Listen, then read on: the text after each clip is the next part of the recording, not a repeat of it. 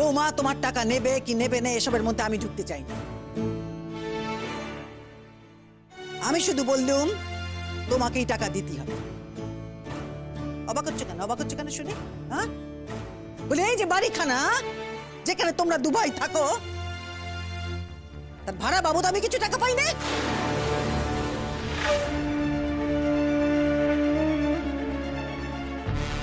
তোমরা তোমাদের মা বোনের খাওয়া খরচ দেবে না, অথচ তাদের বাড়িতেই থাকবে। তোমরা যদি এই বাড়িতে না থাকতে ভাড়া দিতুম আমি তো তখন ভাড়া বাবদ কিছু টাকা পেতুম। তোমরা আমাকে সেই টাকাটাই দেবে। তুমি তোমার ছেলের কাছ থেকে বাড়ি ভাড়া চাইছো মা? ভগবান, ছেলে, যে ছেলেরা মায়ের খাওয়া খরচ দেয় না সেই ছেলেদের কাছে বাড়ি ভাড়া নিয়েই মা খাবে। তাই খাওয়া উচিত। কি করবো বলো বাবা, এই বয়সে তো আমি রাস্তায় গিয়ে ভিক্ষে চাইতে পারবো না। এবার থেকে কি সব দায় দায়িত্ব আমাদের ঘাড়ে এসে পড়বে নাকি পলাশ? একটা মহিলা এই বাড়িতে থাকবে, খাবে দাবে, অথচ কোনো কাজ করবে না, সেটা তো হয় না। আরে বাবা, মাসের শেষে যদি সব টাকা কাজের মেয়েকে দিয়ে দিই তাহলে চাকরি করার মানেটা কি? একদমই না। ওই সব কাজ করবে, তোমার যা যা কাজ আছে সব ওই করবে, তুমি কোনো চিন্তা করো না। দেখো, ওই তো আমাদের ফাঁসিয়েছে, সেই জন্য আমরাও ওকে ফাঁসাবো, খুব বড়ভাবেই ফাঁসাবো।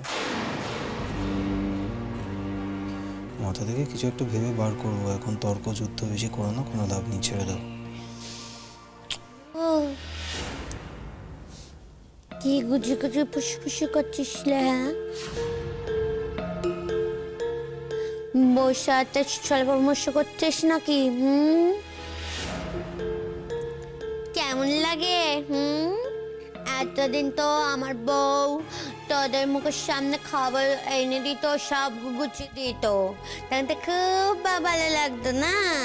এখন বুঝবে ঠেলা, সব নিজেদের কাজ নিজেদেরকে করতে হবে। আমার মা বইটাকে তো টাকা দিতে আর দিয়ে তোমরা হাত পা তুলে নেতো করতে, তারপরে তোমাদের হাজার রকমের ফিরিস্তি, এমন ভালো না হয়নি কেন, এটা চাই ওটা চাই, আমার মাথা চাই, মুন্ডু চাই, সব কিছু তোমাদের চাই। তখন তো খুবই ফিরিস্তি দিতি তোর আমার মা বইটাকে। এখন বুঝতে পারবি কত ধানে কত চাল। হ্যাঁ, নিজেদের রান্না খানা নিজেদেরই করে নিতে হবে।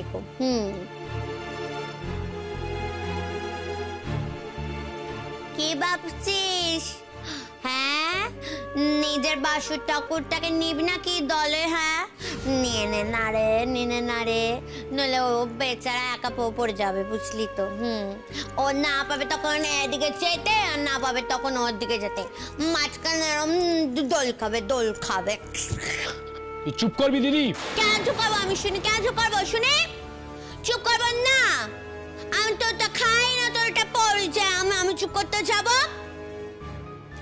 আর যদি তোর আমাকে খাইয়েও থাকিস, সেইটা আমি আমার হকে খাই, বুঝতে পারছিস তো? আমাকে তুই দয়া করিস না, আমাকে আমার বউ শিখিয়ে দিয়েছে। তাই তো, ওই একজনই তো তোদের সবার মাথাটা চিবিয়ে চিবিয়ে খেয়েছে। ভাগ্যিস মাথাটা চিবিয়ে খেয়েছিলাম, তাই ওরা না নিজেদের অধিকার বুঝতে পেরেছে। তা না হলে কি হতো গো? কি করতে তোমরা? মাকে খাটিয়ে মারতে আর দিদিটাকে লাঠি ঝাঁটা মারতে। যাই হোক, বলছি মা, আমাকে কিন্তু বেরোতে হবে, তাই আমাদের রান্নাটা করতে হবে, আর সময় নষ্ট করা ঠিক হচ্ছে না। না বাবা, সময় নষ্ট আর করছি কোথায়? সময় নষ্ট করছি না, যা যা সত্য কথা বলার বলে দিলুম আজ। সারাটা জীবন অনেক সময় তো নষ্ট করলুম এদের পেছনে। যাকে যা বললুম কাল থেকে সেই ব্যবস্থা থাকছে, মনে রেখো, বলে দিলুম। তাহলে মা, তুমি আমাকে বিয়ে দিয়ে নিয়ে এলে কেন? আমি তো আলাদা কোনোদিন থাকতে চাইনি। কি কথা, তাই নাকি? হ্যাঁ তাই, আমি সত্যি কোনোদিন আলাদা থাকতে চাইনি। আমি তো কোনোদিন বলিও নি আলাদা থাকার কথা, তাই না? আমি কোনোদিন বলেছি মা?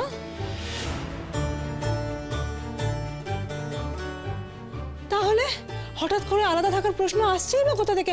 আমি সবার সঙ্গে থাকতে চাই, একসাথে থাকতে চাই।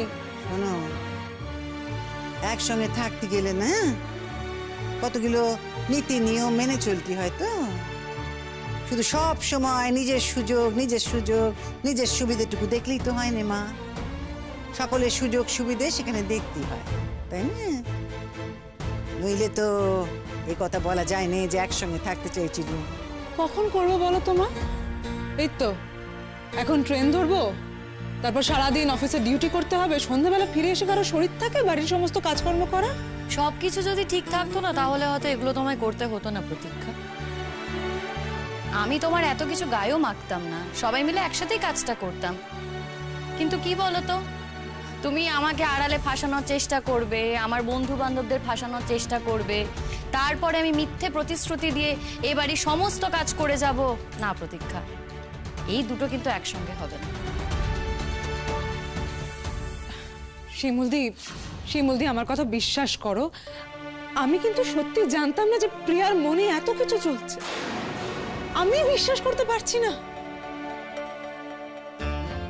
আমি তোমাকে কি করে বিশ্বাস করো বলো তো? কিন্তু আমি কিচ্ছু জানতাম না শিমুলদি, তুমি আমাকে দোষ দিও না প্লিজ। তোমাদেরও তো আমি একটু একটু চিনি প্রতীক্ষা, তাই আমি বুঝতে পারছি কি হয়েছে।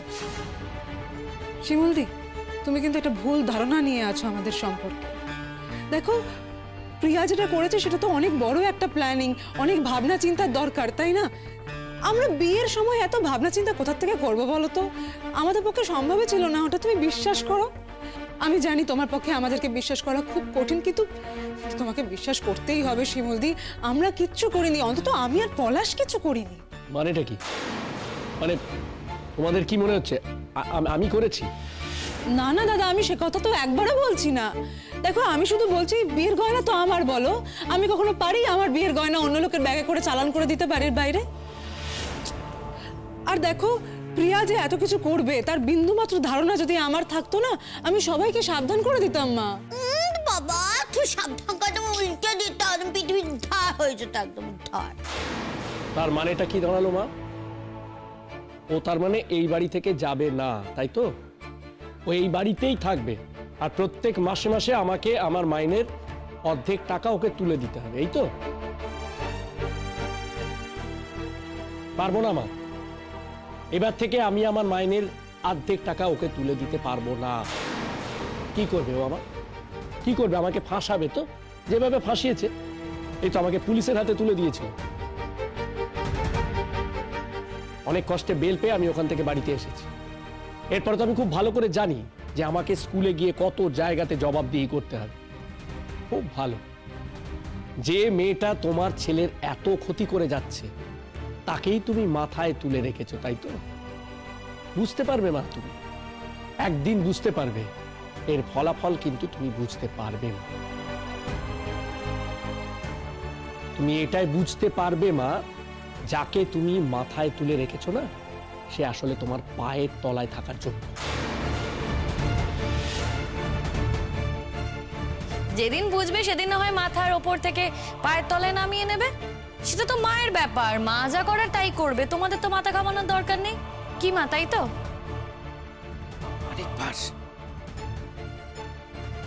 অনেকবার আমি নিজেকে পাল্টেছি, নিজেকে নিজে বদলেছি, আর পাল্টাবো না। তোমাদের কোনো কথাতেই আমি নিজেকে আর পাল্টাবো না। ভালো মন্দ এখন আমি সব বুঝে গেছি, সব। আর পারবে না আমার সাথে তোমরা। বাহ বাহ, খুব ভালো। তার মানে কালকে থেকে আমাদের সংসারটা আলাদা হয়ে যাচ্ছে, আমরা সবাই আলাদা আলাদা করে খাবো, তাই তো মা? খুব ভালো। এতদিন ধরে এত ঝড় জল সয়েও আমাদের সংসারে কেউ এক ফোঁটা ভাঙন ধরাতে পারেনি, আর আজকে একটা বাইরের মেয়ে এসে আমাদের সংসারটাতে ভাঙন ধরিয়ে দিল। বললাম যে এই সমস্ত কথা বলে আর কোনো লাভ নেই। আমাকে এই সমস্ত কথা বলে কোনো লাভ হবে না তোমাদের। আমি এখন কারো কথা শুনিনি, কারো কথা শুনবো না আমি আর। আমার নিজের বিবেচনায় আমি যা ভালো বুঝবো, আমার বিবেক আমাকে যা বলবে আমি তাই করব। কারো কথা শুনবো না। পরিষ্কার বলে দিল, কাল থেকে তোমাদের নিজেদের রান্না তোমরা নিজেরা করবে, আমরা তোমাদের কোনো রান্না বান্না করতে পারবো না। আর হ্যাঁ, শোনো পরাগ, তুমি যদি টাকা পয়সা কিছু নাও দাও, জেনে রেখো তাহলে কিচ্ছুটি আটকাবে না। যেভাবে পারি ঠিক চালিয়ে দেবো আমি। ঠিক কিছু টাকা রোজগার করে আমিও তোমাকে দিতে পারবো মা, তুমি চিন্তা করো না। কোন পথে রোজগার সেটা তো সবাই জানে।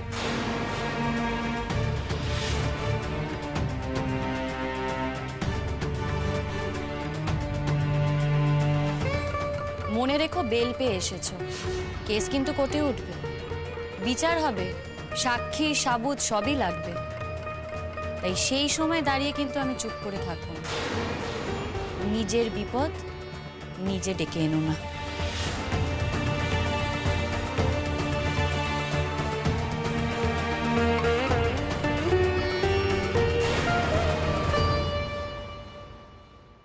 আয় আয় আয়, শোন না, ও বাড়িতে সব ঠিকঠাক আছে রে? না গো, কিচ্ছু ঠিক নেই। ঠিক থাকার কি কথা বলো তো? দেখি আমার ননদের বিয়েটা দিই, তারপর আমি ও বাড়ি থেকে বেরিয়ে যাব।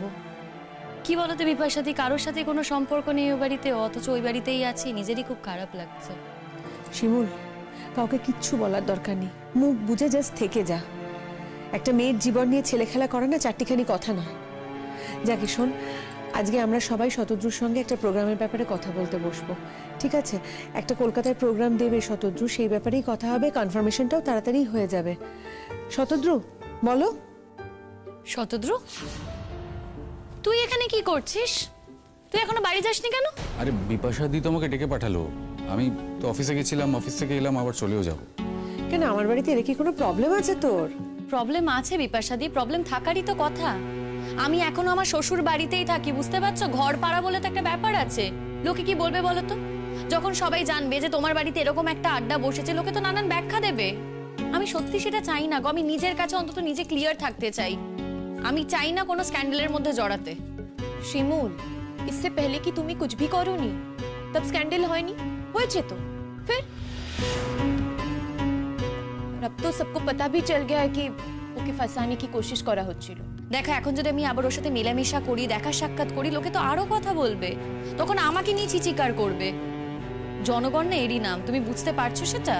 শিমুল, দেখ আমি জানি তোর আমাকে নিয়ে প্রচুর রিজার্ভড চিন্তা ভাবনা আছে, ঠিক আছে? আমি আর আসবো না, আমি এলাম। দেখ শতদ্রু, তুই যদি এ ব্যাপারে এখন আমার উপর রাগ করিস না, আমার কিন্তু সত্যিই কিছু করার নেই। রাগ না করে কি করি বলতো? হ্যাঁ, তুই কখনো আমার কথা ভেবেছিস? আমাকে সম্মান করেছিস? সবসময় নিজের স্ক্যান্ডেল, নিজের সম্মান এই নিয়ে ভেবেছিস? মানে স্ক্যান্ডেল তো আমারও হয় রে, হ্যাঁ? সেই নিয়ে তো কখনো ভাবতে দেখিনি তোকে। তোর কেন মনে হচ্ছে রে যে আমি তোকে নিয়ে কিছু ভাবি না? হ্যাঁ, এখন আমি নিজের স্ক্যান্ডেল নিয়ে ভাবছি না, আমি তোর স্ক্যান্ডেল নিয়েই ভাবছিস। তোকে বুঝিয়ে লাভ নেই, কারণ তুই তো আমার কোনো কথাই শুনবি না। এর আগেও কিন্তু আমি তোকে অনেকবার অনেক কিছু বুঝিয়েছিলাম, কিন্তু সেই সময় তুই আমার কথা শুনিসনি। তোকে আমি বলেছিলাম ও বাড়িতে আসিস না, সেটাও শুনিসনি। কিছু ভুল মানুষকে ভরসা করেছিলি, আর তার ফলে কি হলো? তোকে সবাই ফাঁসিয়ে দিল। বুঝতে পারছিস কি বলছি? তখন শুনলে কিন্তু এরকম হতো না। কি করবো বলতো? না মানে আমার তো এই ধরনের কোনো এক্সপিরিয়েন্স নেই, তাই না? মানে একটা মানুষ যে এতটা ডেঞ্জারাস হতে পারে আমার কোনো ধারণা ছিল না। ইনফ্যাক্ট তুই তো এতদিন ধরে ওই ডেঞ্জারাস মানুষের হয়ে আমার সাথে লড়াই করেছিস, ঝগড়া করেছিস, নানান কথা বলেছিস। তুই কি এখন আমাকে এসব কথা বলবি? আচ্ছা আচ্ছা বাবা, আমি তো বুঝতেই পারছি না তো ঝগড়াঝাটি কেন হচ্ছে। এটা তো ঝগড়াঝাটি করার কোনো বিষয়ই নয়। এখন কোথায় তোরা নতুন করে প্ল্যানিং করবি, তা না শুধু শুধু ঝগড়াঝাটি করছিস নিজেদের মধ্যে। বিপাশাদি কিসের প্ল্যানিং? ও ওই বাড়িতে থেকে প্ল্যানিং করবে? কি প্ল্যানিং করবে? ওর তো কথা ছিল আমার সাথে ও ওই বাড়ি থেকে বেরিয়ে আসবে, তাই না? ও কিন্তু ওই বাড়ি থেকে তো বেরোতে পারলো না। কেন বেরোতে পারলাম না শতদ্রু, সেটা নিশ্চয়ই না না না না না না না না আমি বুঝতে যাবো না। অত কিছু বোঝার আমার দরকারই নেই। আমি শুধু এটুকু বুঝবো যে যার সাথে আমি আমার সারা জীবনটা কাটাবো তার একটা ক্ল্যারিটি থাকবে। মানে তোর আমার দিক থেকে ক্ল্যারিটির অভাব মনে হয়? হ্যাঁ মনে হচ্ছে, তাই জন্যই তো বলছি ক্ল্যারিটির অভাব আমার মনে হচ্ছে। তুই যদি আমার সাথে থাকতে চাস, ঠিক আছে, মানে আমার যদি হাতটা ধরতে চাস, তাহলে ওই বাড়িটা তো ছেড়ে দেওয়া উচিত। আরে আমার একটা প্রেস্টিজ আছে তো, তুই ওই বাড়িতে বউ স্ট্যাটাস নিয়ে থাকবি, এদিকে তোর আমার সাথে সম্পর্ক থাকবে, দুটো তো হবে না। শোন শতদ্রু, আমি কিন্তু তোর সাথে জোর করে সম্পর্কটা রাখতে চাইনি। আর দ্বিতীয় কথা, এই যে বউ স্ট্যাটাসের কথা বলছিস, এই স্ট্যাটাসটা আমি ইচ্ছে করে রাখছি না। আমিও চাই ডিভোর্সটা হোক, আর সেই জন্য আমি চেষ্টাও করছি। না, তুই কি বলতে চাইছিস, কি আমাকে বোঝাতে চাইছিস আমাকে বলতো? তুই ওই বাড়িতে থেকে ডিভোর্স ফাইল করবি? হ্যাঁ করব, আমি তো বলছি তোকে আমি ওকে ডিভোর্স দেব। শতদ্রু, এই 2 দিন আগে না আমার তোর সাথে এসব ব্যাপারে সমস্ত কথা হয়ে গেছে, এবং আমি তোকে কনফার্মেশনটা দিয়েছি। তারপরে যদি তুই এসব কথা বলি, সমস্ত কথা ভুলে যাস, আমার সত্যিই কিছু করার নেই। কি হচ্ছেটা কি বলো দেখি? নিজেদের মধ্যে এরকম অশান্তি ঝগড়াঝাটি করার কোনো মানে হয়? কোথায় তোমাদের এখন একটা সব থেকে সুন্দর সময়, সেটা সুন্দর করে দুজনে কাটাবে, তা না দুজনে মিলে তখন থেকে ঝগড়া করে যাচ্ছ। না গো বিপাশাদি, সেটা হওয়ার নয়, সেটা হবে না। হ্যাঁ সত্যি গো, হয় না, এটা হওয়ার নয়। যতদিন না ও ওর স্ট্যাটাস থেকে বেরোচ্ছে, ততদিন আমরা ভালো কোনো সম্পর্ক বা ভালো কোনো সময় কাটাতে পারবো না। হ্যাঁ, আগেকার কথাটা অন্যরকম ছিল। আমি জানতাম ওর বিয়ে হয়ে গেছে, ও কোনোদিনও আমার কাছে ফিরবে না। হ্যাঁ, ওর প্রতি আমার একটা মায়া ছিল, একটা টান ছিল, একটা ভালোবাসা ছিল।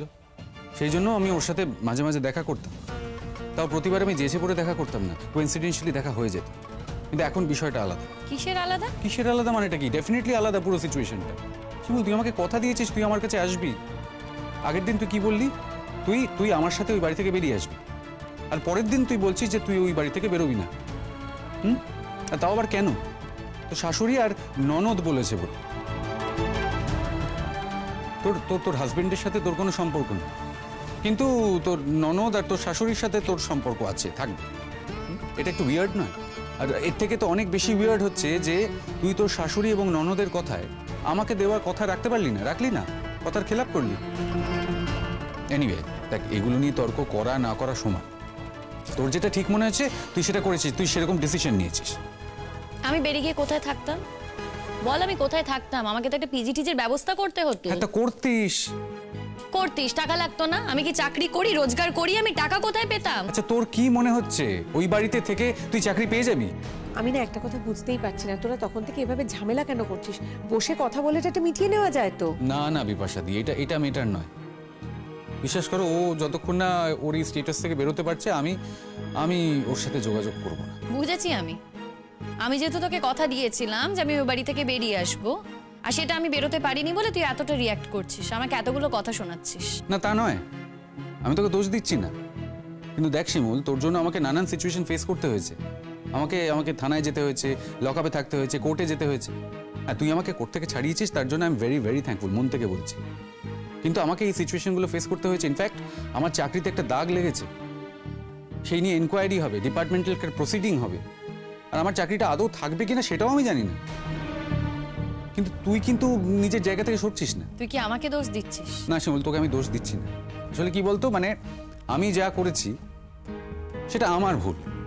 তুই আমাকে বলিসনি করতে, আজকে তুই আমাকে বলতেই পারিস, কই আমি তো তোকে বলিনি। তুই সত্যি আমাকে বলিসনি, এবং তোর না বলা সত্ত্বেও বারবার আমি একই ভুল করে গেছি। কিন্তু তুই তো তোর জায়গায় স্টিক করে আছিস, ছিলি এবং এখনো আছিস।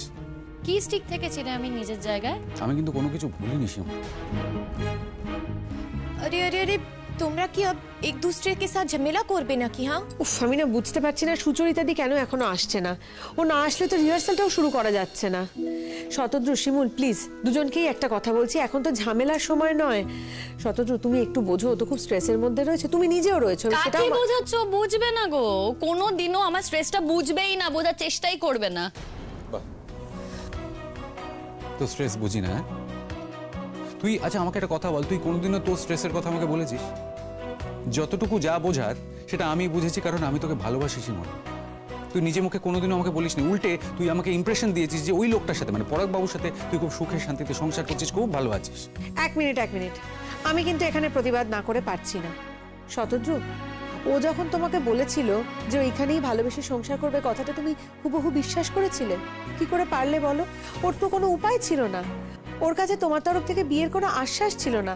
একটা নতুন বাড়িতেও বিয়ে করে চলে এসেছে, তো স্বাভাবিকভাবেই সেই বাড়িটাকেও আপন করে থাকতে চেয়েছে। আর সেই সময় দাঁড়িয়ে তোমার ওপর একটু অভিমান হওয়াটা খুব স্বাভাবিক নয় কি বলো তো? হ্যাঁ বিপাশাদি, ওকে আমি বিয়ে করতে পারিনি, ঠিক বলেছ।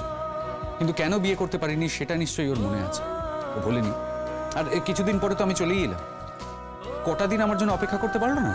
পিপাসা দি, ও যে এখন এতগুলো কথা বলছে, ওই সময় দাঁড়িয়ে কি ও কোনো অ্যাসিওরেন্স দিতে পারতো? জিজ্ঞেস করো তো ওকে। অ্যাসিওরেন্স? শোন, মনের মধ্যে যদি ভালোবাসা থাকে না, তাহলে 5 দিন, 500 দিন, 5 বছর, 50 বছর কোনো কিচ্ছু ম্যাটার করে না, সব এক। কোনো রকম কোনো অ্যাসিওরেন্সের দরকার হয় না। আর এখন তুই চাকরি খুঁজতে চেষ্টা করছিস, এই চেষ্টাটা তো তখন করতে পারতিস। এইটা তখন করলে তাহলে বাড়ি থেকে তো জোর করে তোর বিয়েটাও দিয়ে দিত না। তুই কি বলতে চাইছিস বল? না না, আমি আর কিচ্ছু বলতে চাইছি না। কিছু তো বলতে চাইছিস। ফাইন, যখন শুনতে চাইছিস শোন। আমি বলতে চাইছি তোর জীবনে প্রায়োরিটি লিস্টে আমি একদম সবার নিচে।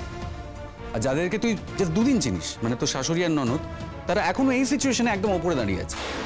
সেই জন্যই তো শাশুড়ি বললো যে দাঁড়িয়ে থেকে আমাদের দুজনের বিয়ে দেবে, আর তুই সেটা শুনে গলে গেলি। আচ্ছা, তোর শাশুড়ি তো বললো যে দাঁড়িয়ে থেকে আমাদের বিয়েটা দেবে, আমি সেটা অ্যাকসেপ্ট করবো কেন? কোনো মানে নেই তো। অ্যাকসেপ্ট করিস না, আমি তো বলিনি তোকে অ্যাকসেপ্ট করতে। শিমুল, তুই কি বুঝতে পারছিস না আমি তোকে কি বলছি? প্রশ্নটা অ্যাকসেপ্ট করা না করার নয়, প্রশ্নটা হচ্ছে তোর শাশুড়ির কথার পরিপ্রেক্ষিতে তুই একটা ডিসিশন নিলি, তুই ওখানে থেকে গেলি, বেরোলি না কেন? আরে উনি তো নিজের স্বার্থে বলেছেন যা বলেছেন। বিষয়টা শুনতে খারাপ লাগবে, কিন্তু ওনার মেয়ের একটা প্রবলেম আছে, যেটা তুই সলভ করেছিস, তার সাথে সময় কাটিয়েছিস, তাকে সময় দিয়েছিস, তাকে নর্মাল জীবন যাপন করতে সাহায্য করছিস শিমুল। সুতরাং উনি নিজের স্বার্থে তোকে কথাগুলো বলেছেন। আচ্ছা আচ্ছা আচ্ছা, ঠিক আছে ঠিক আছে, প্লিজ তোমরা একটু থামো, মাথা ঠান্ডা করো। তোমরা দুজনেই কি শুধু কথা বলে যাবে? আমরা তো কেউ আর কথা বলার সুযোগই পাচ্ছি না। রিহার্সালটা তো শুরু করতে হবে, নাকি করবো না আজকে রিহার্সাল? না বিপাশা দি, আমি আর কোনো কথা বলছি না, আমি এগুলাম, বেরোলাম। আরে নেই নেই নেই, এরকম গুস্সা করে তো আমরা যেতে দেবো না তোমাকে। হ্যাঁ, ওকে আটকিও না। দেখলে তো, এই যে এই বিদ্রোহের কথাটাই আমি আগে বলছিলাম। মানে ওর না, মানে ওর জীবনে আমার কোনো অস্তিত্ব, কোনো এক্সিস্টেন্সই নেই। মানে 2 দিন পরে ও পুরো উল্টো কথা বলতে পারে, উল্টো কথা বলবে যে শতদ্রু, আমি না মানে ওই ইমোশনের বসে, মানে আবেগের বসে আমি তোকে বলে ফেলেছি যে বাকি জীবনটা তোর সাথে কাটাতে চাই, এখন না ওই বাড়ি ছেড়ে আমি বেরোতে পারছি না, পরাগের সাথে আমার প্যাচ আপ হয়ে গেছে, ভেরি সরি রে। চুপ করবি তুই?